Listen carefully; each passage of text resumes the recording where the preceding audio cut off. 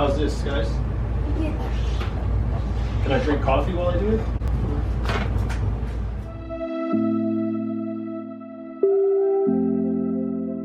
Now, the new meal is being served to all hands. Then I'll close the door. Okay?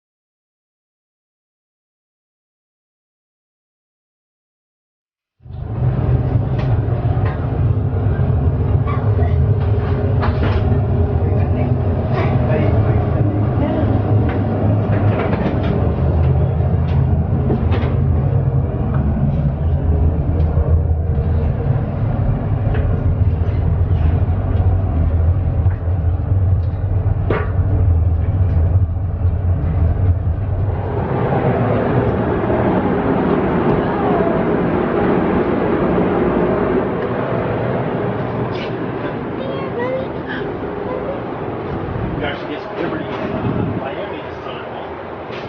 Be nice. It's pretty convenient right there.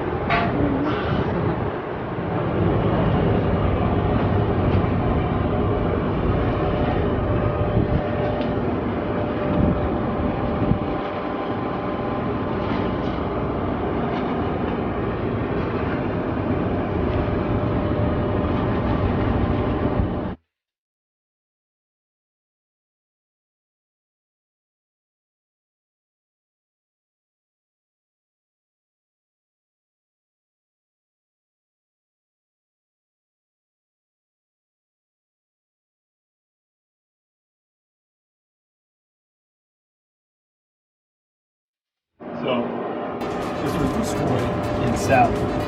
This area called Captain's Village. We have a bunch of those light men. I don't know why it's taking us so long. Look at how sharp theirs is.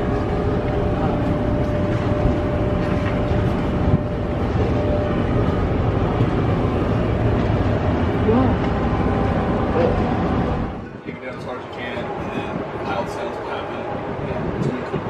All right. Let's hang out. So we can hear a lot of it.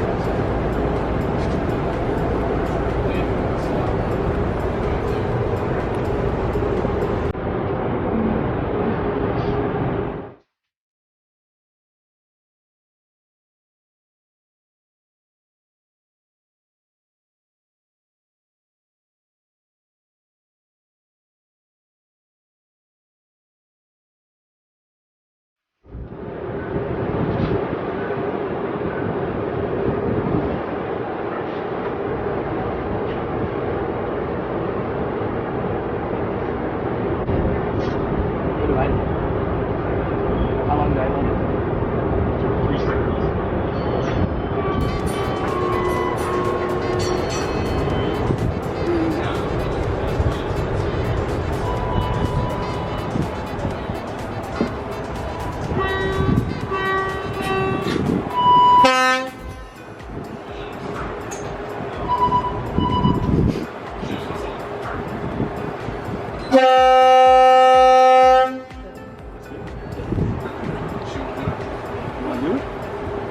We're all set. Thanks.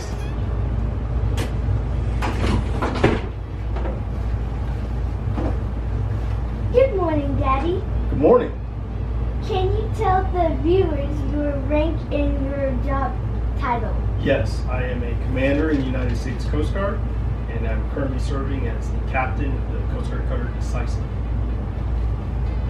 Is the ship hard to navigate at night? Not really. So we have an electronic charting system that helps our navigators that are steering the ship from the pilot house, and maybe we can show you guys the pilot house later. But our electronic charting system allows them to get a good reference of where the ship's at any given moment, so it's not that difficult. And plus, all the other ships, or most of the other ships that we come across out at sea have their navigation lights on, and we have our navigation lights on, and we're able to see each other. Is it impossible to maintain a vegan and or plant-based diet on the ship while deployed? Yes, it's very possible to maintain a vegan or plant-based diet on board a ship, especially this ship. I think the Coast Guard's done a great job helping out folks that are exploring different food options. So I'm personally vegan, and I know you know that. And the crew here has done a great job helping me and others like me observe that vegan diet underway. So we generally have lots of fruits and vegetables, fresh fruits and vegetables available. And then what this group has been doing recently has been providing an alternative meal for folks that do want to eat vegan for every meal. So that's really helped me out a lot. I know it's helped other shipmates out as well. In the Coast Guard, do you get to visit other countries?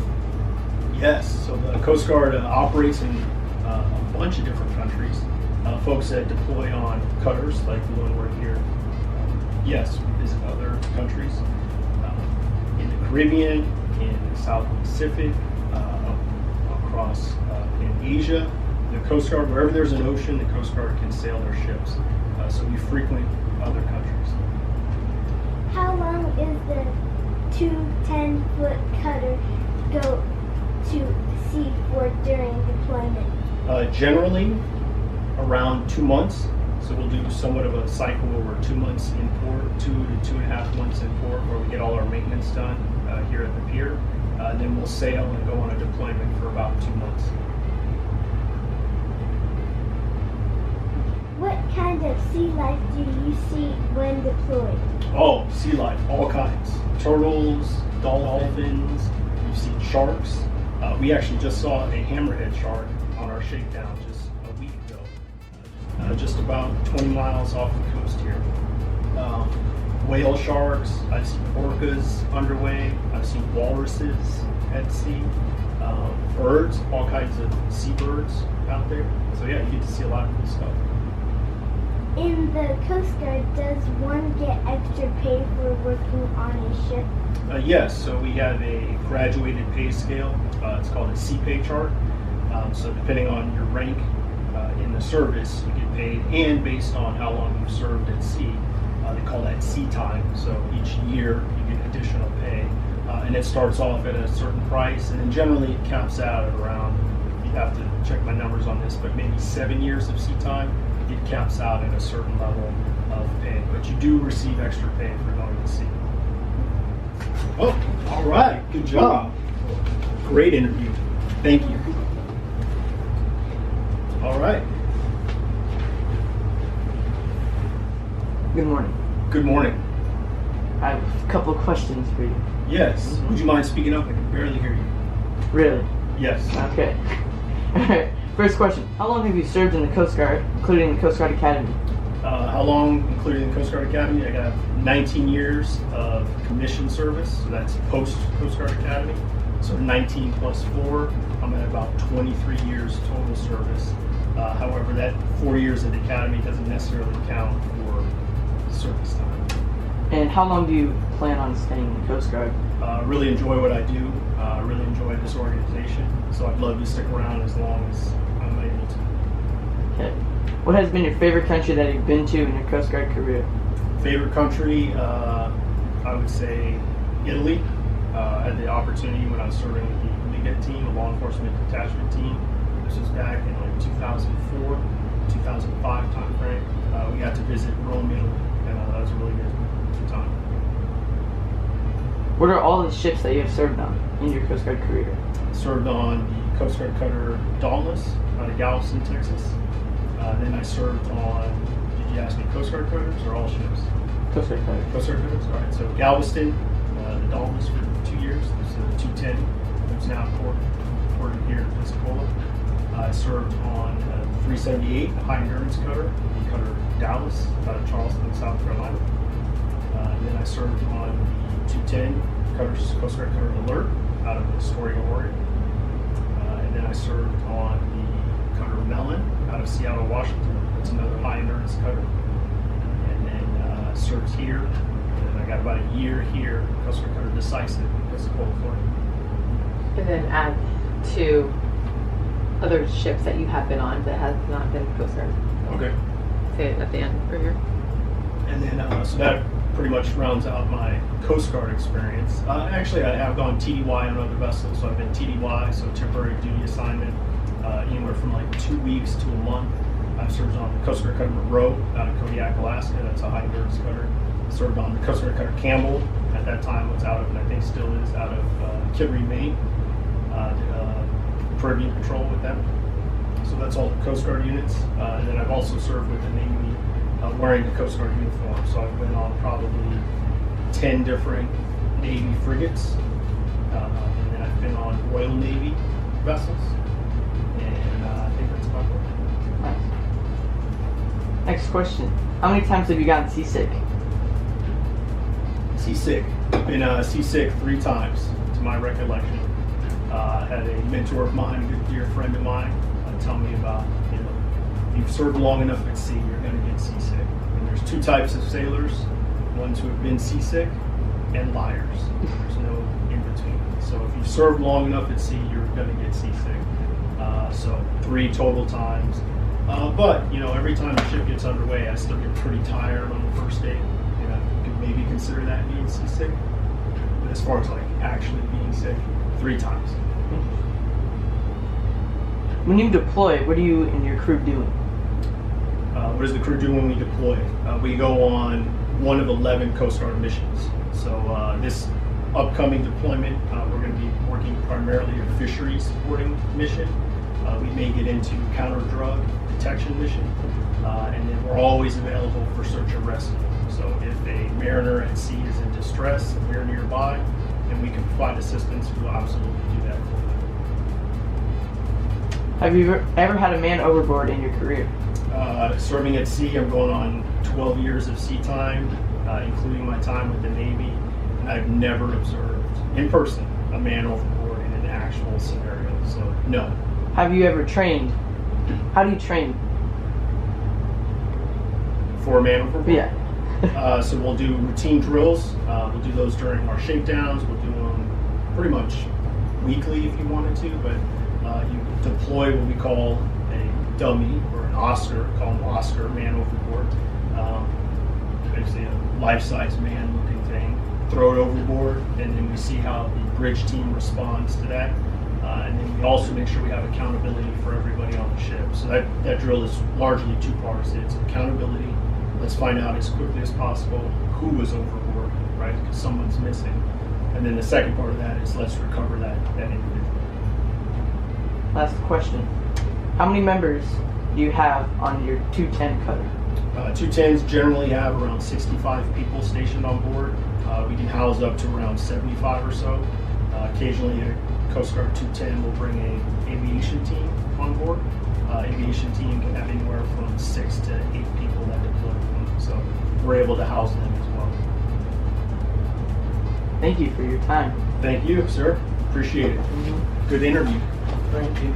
All right. Bonus question. Do we need to do anything over? Bonus question. Bonus question. How would one get into the Coast Guard? What are the many ways to get into the Coast Guard? All right. So many ways of getting into the Coast Guard. There's 2 general paths in the Coast Guard, and this is pretty much most services. Is an enlisted path where you enlist in the Coast Guard, and then a officer path where you're commissioned to serve in the Coast Guard. Enlistment, work through a recruiter or local recruiter, sign those papers, you go off to boot camp for training, and then you're bam, right out into the Coast Guard.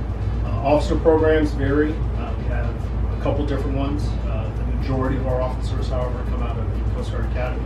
I'd say around probably 90% of our officers are Coast Guard Academy graduates. We have some direct commissioned officers, folks that serve in law, folks that serve in medical field. Maybe they've been going to college, they finished their degrees. Coast Guard says, hey, come join our service. Maybe we'll pay for some of that, and then we'll just directly make you an officer. And then there's an option or a way to join as an enlisted member, serve some time as an enlisted member, and then be selected to go to what OCS or Officer Candidate School, which is basically a transition from enlisted to officer. All right. Thank you for your time. No problem. Thank you.